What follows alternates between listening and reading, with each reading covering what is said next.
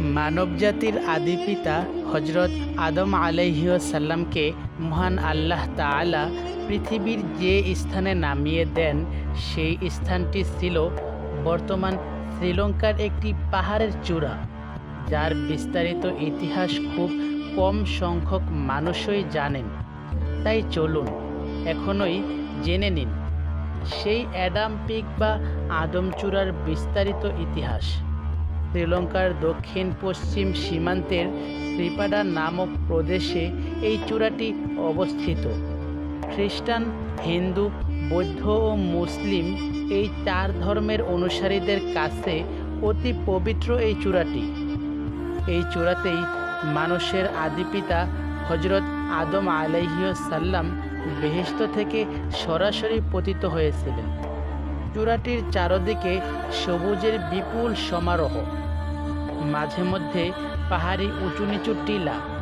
পাহাড়ি চূড়ার আশপাশে রয়েছে অসংখ্য ছোট নদী ও পাহাড়ি ঝর্ণা, সব মিলে এক মায়াবী নয়নাভিরাম দৃশ্য।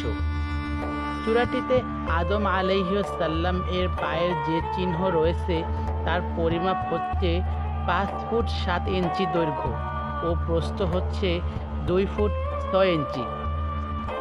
বৌদ্ধ ধর্ম মতে খ্রিস্টপূর্ব 300 অব্দে এই পদচিহ্ন আবিষ্কৃত হয়। আবিষ্কৃত হওয়ার পরে পদচিহ্নের চতুর্দিকে ঘেরাও দিয়ে রাখা হয়েছে। যুগ যুগ ধরে শত শত পর্যটক পরিভ্রমণ করেছে চূড়াটিতে। বিশ্বের চূড়াটিতে যারা পরিভ্রমণ করেছেন তারা এর চতুর্দিকে পরিদর্শন করা ছাড়াও স্পর্শ করে দেখেছেন আদম আলাইহিসসালাম এর পদচিহ্ন। বৌদ্ধ ধর্মের অনুসারীরাই বেশি এই চূড়ায় যাতায়াত করে।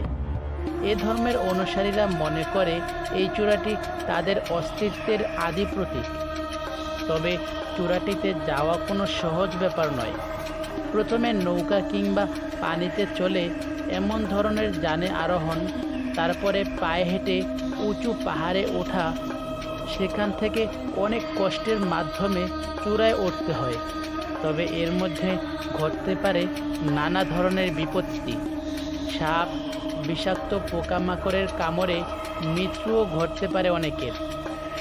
লাখ লাখ বছর ধরে চলে আসা যে রহস্যভেদ আজও মানুষ জানতে পারেনি, তা হলো চূড়ার যে স্থানে আদম আলাইহিসসালাম এর পায়ের চিহ্ন, সেই স্থানে জানুয়ারি থেকে এপ্রিল পর্যন্ত সূর্যের আলো, আর মে থেকে নভেম্বর পর্যন্ত মেঘের ঘনঘটা বা বৃষ্টি পড়ে না। এমন আরও অনেক রহস্য আছে এই চূড়াটিতে কেন্দ্র করে। অতি চমৎকার এই চূড়াটি বছরের পর বছর আবিকল রয়ে গেছে। এর সৌন্দর্য এতটুকু হ্রাস পায়নি। এ কারণে চূড়াটি বিশ্বের মানুষের কাছে পবিত্র বলে পরিচিত।